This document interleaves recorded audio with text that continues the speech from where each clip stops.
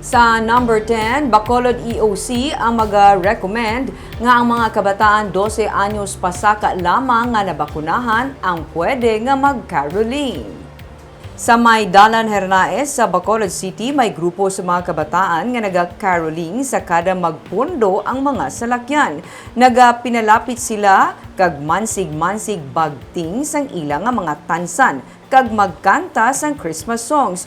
Kung mag-go na ang traffic light, nagapahigad naman sila para maghulat sa liwat nga pagpundo sa mga salakyan. Ang iban sa ila nakamask, ang iban wala. Sunod sa kay Dr. Chris Sorongon, ang Deputy for Medical Data and Analysis ng Bacolod Emergency Operations Center, ilang nga iga-recommend nga ang mga 12 anyos pasaka nga fully vaccinated na amo lang ang tugutan nga maka-caroling sini nga Paskwa. Ginatugtan na ang kabataan nga magwa sa idalom sa Alert Level 2 pero sa pag-caroling magahimo pa lang sila sang pagsulundan para diri. Tradisyon na ang pag-caroling sa mga kabataan sa kada tiun sang Paskwa.